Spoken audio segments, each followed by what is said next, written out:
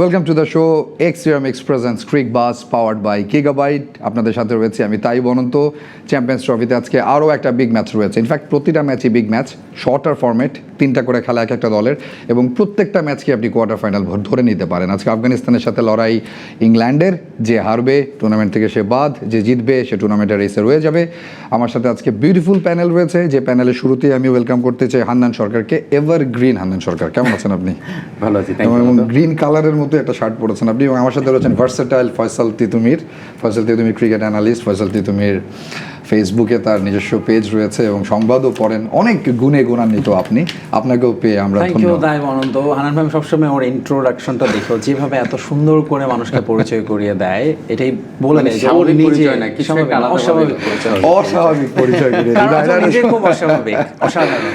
England এবং আফগানিস্তানের খেলা, মনটা আসলে পড়ে আছে বাংলাদেশে। মানে বাংলাদেশের পারফরমেন্স যেমন হয়েছে, এরপরে এই চ্যাম্পিয়ন্স ট্রফিতে অনেকেই হয়তো মুখ ফিরিয়ে নিয়েছেন, কারণ বাংলাদেশ যতক্ষণ রেসে থাকতো চ্যাম্পিয়ন্স ট্রফি নিয়ে আমাদের আগ্রহও থাকতো।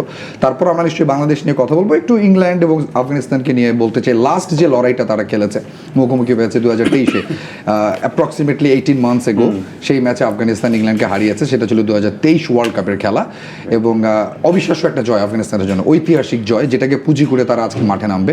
ইংল্যান্ড টিমটাও একটু নড়বড়ে। সব কিছু মিলিয়ে আপনার কাছে কি মনে হচ্ছে? নড়বড়ে আমরা কেন বলছি, হয়তো বা রিসেন্টলি তাদের পারফরমেন্সে কয়েকটা ম্যাচ তারা হেরেছে টানা, বাট আসলে যে ম্যাচটাও হেরেছে, কিভাবে হেরেছে, 350 রান করেও কিন্তু হেরেছে। নড়বড়ে আমি ওইভাবে জাজ করতে যাচ্ছি না, কারণ আফগানিস্তান হয়তো বা ইংল্যান্ডকে হারিয়েছে 2023-এ, প্রায় 2 বছর আগের ঘটনা। মানে এই সময়ের মধ্যে কিন্তু বেশ কিছু আমরাও যেমন নিউজিল্যান্ডকে লাস্ট ম্যাচে হারিয়েছিলাম এবারের আগে। আসলে ওই জাজমেন্টে যাওয়ার জন্য রিসেন্ট পারফরমেন্সটা যদি আমরা অবজার্ভ করি বা সেটা নিয়ে অ্যানালাইসিস করি, সেখানে দেখা যাবে ইংল্যান্ড যদি ম্যাচও হেরে থাকে, তারা কিন্তু এই চ্যাম্পিয়ন্স ট্রফির অস্ট্রেলিয়ার সঙ্গে যে 350 রানের খেলা খেলেও তারপরে হেরেছে, তার আগের ম্যাচগুলো তাদের প্রিপারেশন ম্যাচ ছিল। তাদের টার্গেটই ছিল অস্ট্রেলিয়ার সঙ্গে মানে এই ধরনের ম্যাচই হবে, সেটা কিন্তু তারা ফার্স্ট ইনিংসে সাকসেস এনেছিল। 350 রান সেটা চেস করে জিতে গিয়েছে অস্ট্রেলিয়া, ভালো ক্রিকেট খেলেছে। আফগানিস্তান কিন্তু 300 রান চেস করতে যেতে দেখেছি আমরা, মাত্র 208 রানে অল আউট হয়ে গিয়েছিল। সো সেই জায়গা থেকে কাগজে কলমে রিসেন্ট পারফরমেন্স প্রতিটা জায়গায় আমাকে যদি জিজ্ঞেস করেন, আমি বলবো ইংল্যান্ড বেশ এগিয়ে রয়েছে। But still one day cricket Afghanistan কিন্তু চমক দেখিয়েছে। আগেও আমরা ওয়ার্ল্ড কাপে দেখেছি, T20 ওয়ার্ল্ড কাপে দেখেছি। সব কিছু মিলিয়ে আমার মনে হচ্ছে আফগানিস্তান এই ধরনের চমক দেখাচ্ছে রিসেন্ট ক্রিকেটে। তো সেই জায়গা থেকে একটা আপসেট হয়তো ঘটাতেই পারে ইংল্যান্ডের সঙ্গে।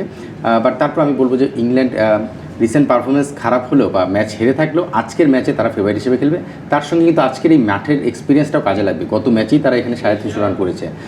আফগানিস্তান আজকে খেলতে এসেছে, এই মাঠে কিন্তু নতুন। তো সেই জায়গা থেকে বেশ কিছু জায়গায় ইংল্যান্ড কিছুটা এগিয়ে থাকবে, বাট স্টিল আফগানিস্তান এই ধরনের আপসেট কিন্তু করেছে, আমরা ওয়ার্ল্ড কাপেও দেখেছি। জি ফয়সাল, তুমি হান্নান সরকার যেটা বলছেন যে আফগানিস্তান জিতলে আপসেট হবে, আমি যেটা বলছিলাম যে নরবর ইংল্যান্ড, কারণ বোলিংটা ওদের 4টা বোলার, পঞ্চম বোলারটা যখন ওরা ইউজ করে তখন ওদেরকে মিক্স ম্যাচ করতে হয়, 2-3জনকে ঘুরিয়ে ঘুরিয়ে বল করতে হয়, যেটা অপোনেন্ট সুযোগ নেয়, এবং আমরা অস্ট্রেলিয়াকে দেখেছি সুযোগটা তারা নিয়েছে।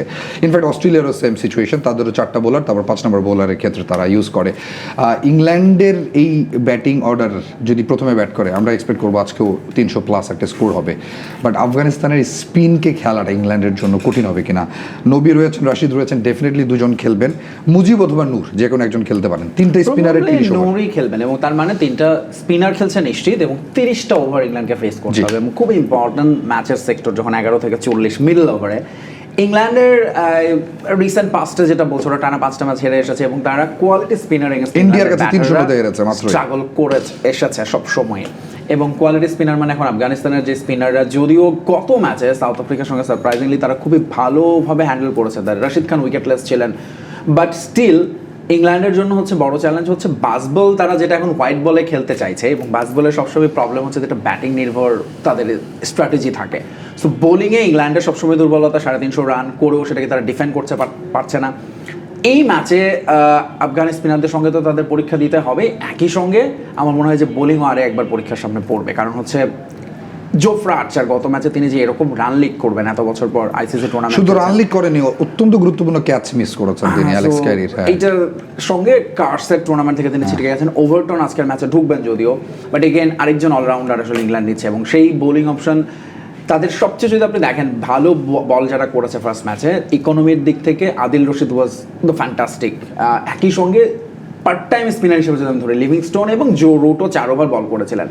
সো তাদের স্পিন বোলিং অপশনে আমার মনে হয় একটা ঘাটতি আছে। এই জায়গাটায় আসলে আদিল রশিদকে প্রপার সঙ্গ দেওয়ার মতো আসলে অন্য কোনো বোলিং অপশন ইংল্যান্ডের হাতে নেই। অন্যদিকে আফগানিস্তানের এত বোলিং অপশন, তারাও কিন্তু একজন মেইন পেসার নিয়ে খেলবে, বাট তাদের হাতে আরো 2-3টা মিডিয়াম পেস বোলিং অপশন আছে যারা আসলে ঘুরে ফিরে বল করবে। এবং লাহোরের গাদ্দাফিতে এই উইকেটে আসলে মিডিয়াম পেস বোলিং দিয়েও আপনি একটা দলকে আসলে আপনি বিপদে ফেলতে পারেন, এবং সেটাই বোধহয় আফগানিস্তান চায়। আরেকটা খুবই গুরুত্বপূর্ণ প্রশ্ন আছে আপনার কাছে। আপনার কাছে তো হ্যান্ডসাম লাগছে কেন ভাই? কারণ হচ্ছে যে আমি জানি যে আদনান ভাইয়ের সঙ্গে আজকে বসতে হবে, এবং শুরুতেই অনন্ত আজকে বলেছে এভারগ্রিন। Actually that's true. এখনো তাকে বাংলাদেশের ওপেনিং এ নামিয়ে দেওয়া যাবে, যে অবস্থা তাতে আমার মনে হয় না। আমি যখন ছোট ছিলাম, যখন আন্নান ভাই ওপেন করতে নামতেন বাংলাদেশ দলের হয়ে, আমি বড় হয়ে গেছি, আন্নান ভাই ওরকমই আছেন। আমি জানি না এটা কিভাবে পসিবল, না এটা কিভাবে পসিবল? খুব বেশি দিন না, 20 বছর আগের কথা। তো 20 বছরে কিন্তু আসলে অনন্ত আসলে বড় হয়ে গেছে, বাট আমি জানি না বড় হয়েছে কিনা, বাট নিজেকে ধরে রেখেছি, মানে নিজেকে ধরে রেখেছি। আমি চেষ্টা করি কিছু স্মৃতি পুনরুদ্ধার করতে।